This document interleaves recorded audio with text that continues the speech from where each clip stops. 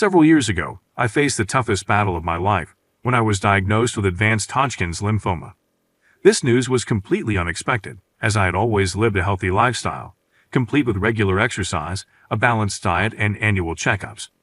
The oncologist explained that the causes of this type of cancer were not fully understood, and although the prognosis included a slim chance of survival, aggressive chemotherapy could potentially save my life. Determined to fight, I gathered my wife of 18 years, Megan, and our teenage daughter, Kelly, to share the daunting news. Their initial reaction was one of devastation, but I tried to instill hope, promising to do everything in my power to overcome the illness. Despite this, I was deeply concerned about the impact the diagnosis and subsequent treatment would have on our family dynamics. The doctor had cautioned that the side effects of chemotherapy could strain even the strongest relationships, and he noted that many marriages struggle under such stress. That evening, I shared these fears with Megan, who reassured me of her unwavering support through my illness.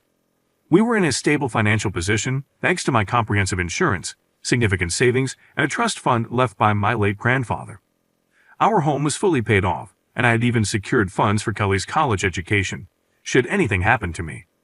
Chemotherapy began a week later and proved to be extremely grueling. Each session left me so exhausted and debilitated that it felt as though I had been struck by a freight train. I found myself unable to manage even the simplest tasks, such as feeding myself or taking a shower. Megan and Kelly became my pillars during this time, taking over household duties, driving me to medical appointments, and ensuring I had the necessary medications.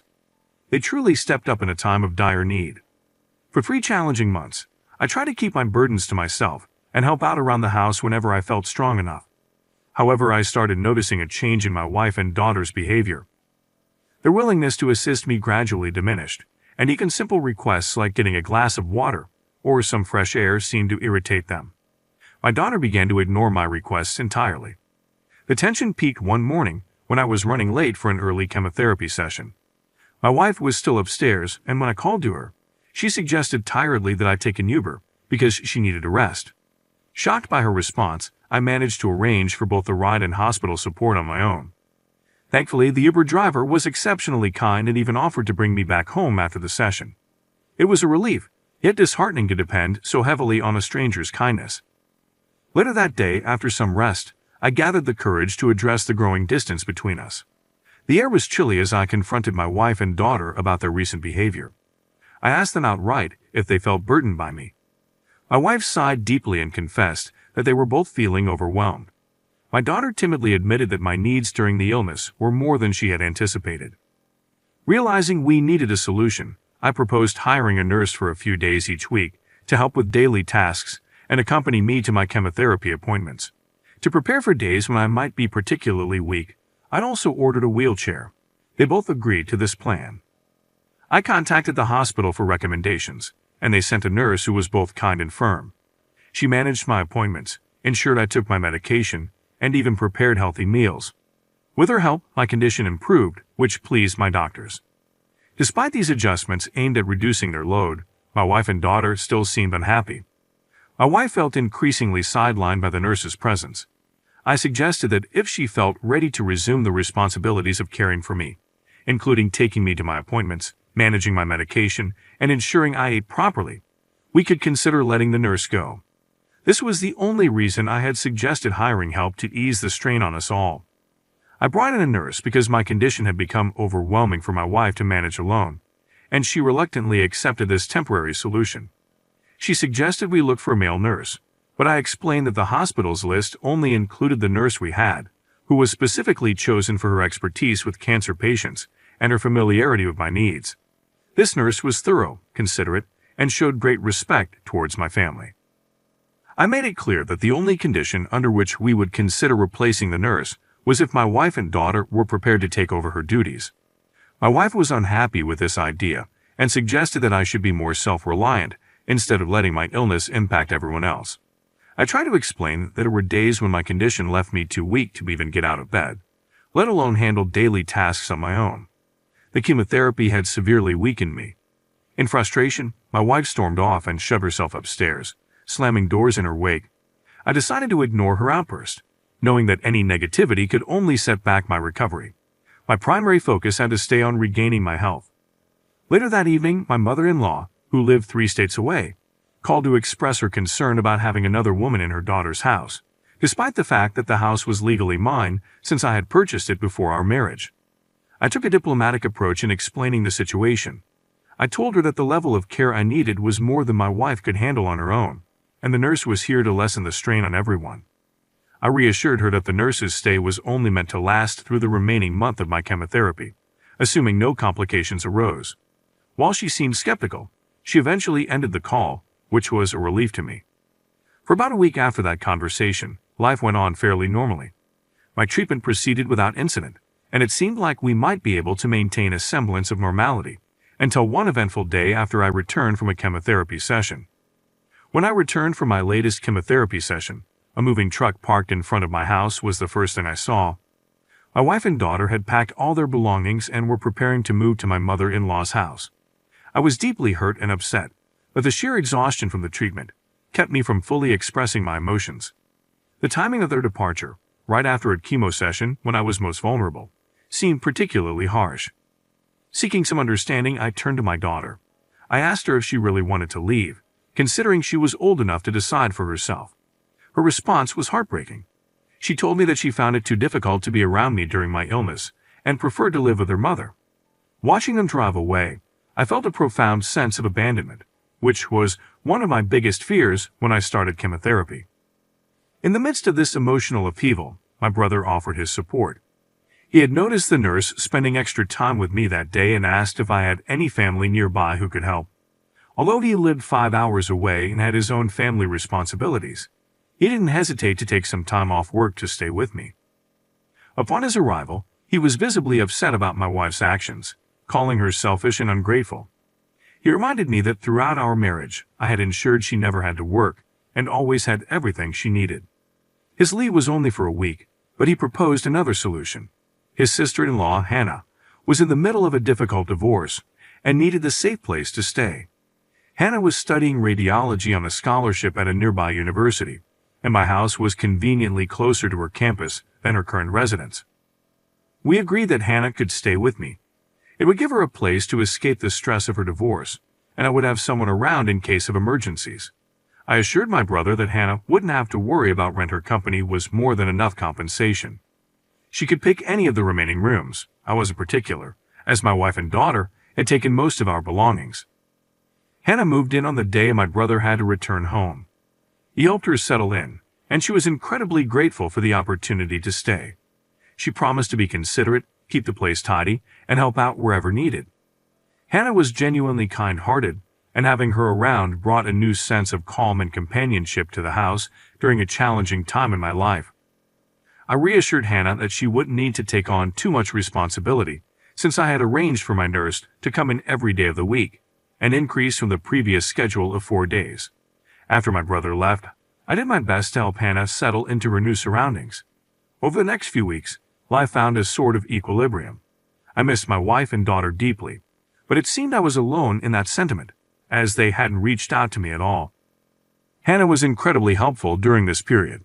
She took on the grocery shopping, handled most of the cleaning, and even helped prepare meals. She never complained, and her presence was both a comfort and a support. About a month and a half after my family left, I received incredible news. I was cancer-free. I celebrated by ringing the bell at the hospital, a significant milestone. My nurse, curious about my next steps, asked what I planned to do now that I was free from cancer. The answer was clear to me. I decided to file for divorce, seeking to free myself from a marriage that had lacked support during my most challenging times. With the divorce proceedings underway, my attention turned to recovery. It was a journey in itself. Gradually, I began to regain my strength, my hair grew back, scars began to heal, and I started gaining weight. I maintained a healthy diet, but allowed myself the occasional indulgence, enjoying the meals I had missed during my treatment. 8 months have passed since I was declared cancer-free, and I feel ready to move forward. I contacted my old job, and they offered to rehire me for remote work.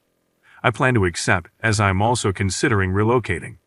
Despite my attachment to my current home, it holds too many painful memories.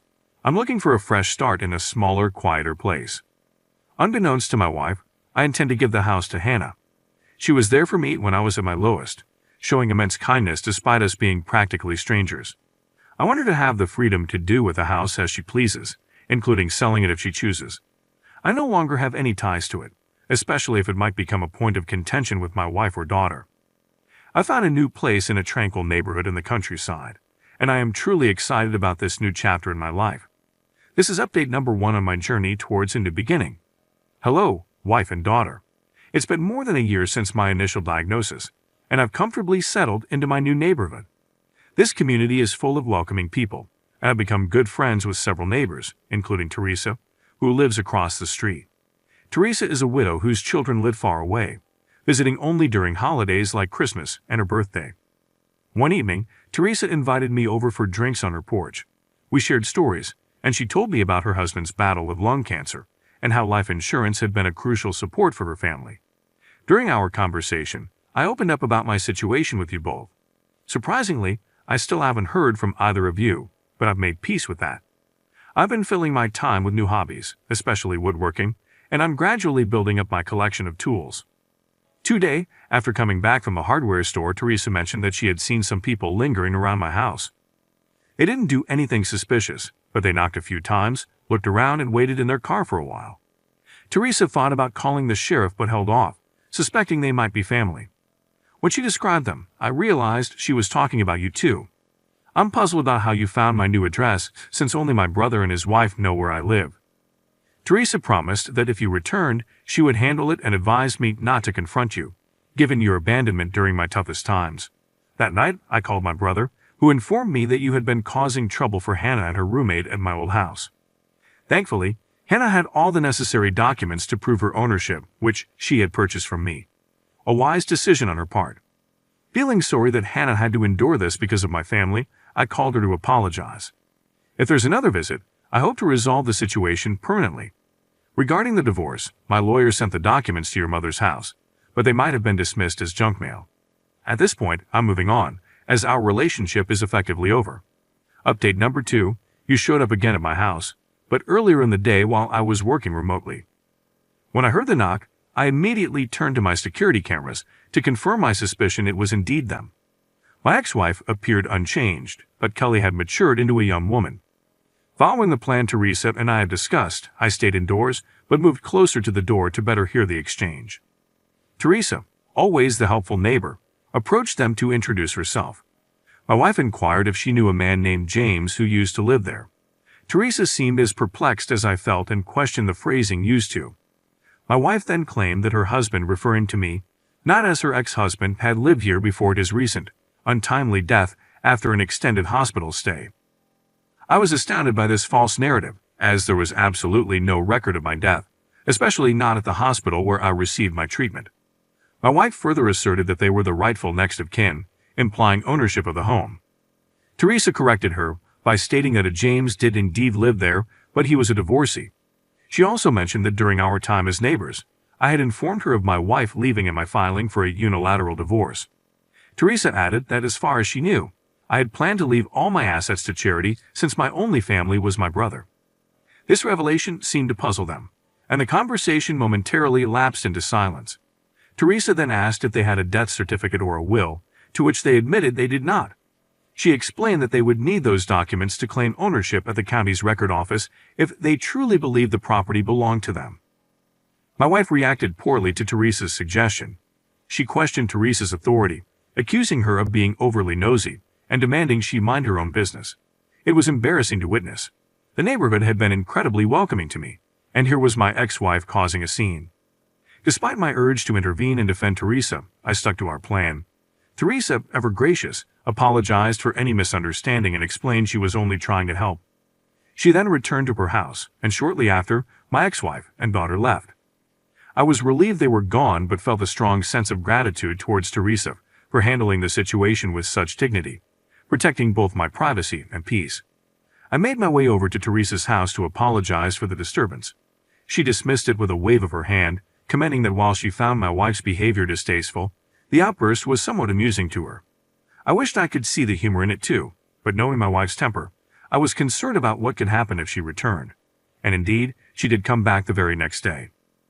I was in my home office, deeply focused with my noise-canceling headphones on, when a loud crash jolted me out of my concentration.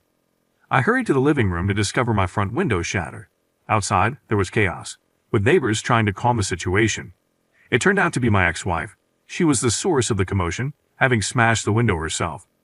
By the time I stepped outside, two of my elderly neighbors were trying their best to prevent her from doing further damage. Both she and Kelly were wielding bats and had already destroyed some of my potted plants. I caught hold of her arm and bluntly asked if she had lost her mind. Clearly taken aback by my presence, likely shocked to see me alive, I firmly told them to leave my property immediately or I would call the police. Unknown to me, my neighbors had already made the call. In her tone, she questioned why I hadn't reached out after recovering. She claimed that she and Kelly would have returned if they knew. I countered that when we married, we had vowed to support each other through sickness and health, a vow she had broken. I had no intention of rekindling our relationship. She was no longer my wife, as I had sent the divorce papers months ago. I reiterated my demand for them to leave. Then, she brought up our daughter, mentioning her upcoming college expenses and her inability to afford the tuition on her own. My response was cold but honest. I reminded her that Kelly had chosen to leave me too. I was prepared to relinquish all my parental rights. They should have considered the consequences of their actions before abandoning me. I wanted nothing to do with either of them. Her sadness quickly turned to anger as she called me selfish and heartless. This confrontation, though harsh, reaffirmed my decision to disconnect from a relationship that had left me isolated when I needed support the most. I couldn't help but find the irony in the situation slightly amusing. My ex-wife, of all people, was calling me selfish. In a moment of anger, I retorted, calling her an entitled jerk, and firmly stating that she would not receive another dime from me. Just as I said this, she swung back at me, but the timing couldn't have been worse for her, as the police arrived just in that moment. The officers immediately intervened, arresting both her and my daughter. They inquired if I wanted to press charges, and without hesitation I agreed. As my ex and daughter were being led to the police car, they began crying loudly, but their tears did not move me. I had recorded the entire incident, including my wife smashing the window, and had already handed the footage over to the police. After finishing up my work for the day, I ordered a replacement for the broken window and started cleaning up the shattered glass.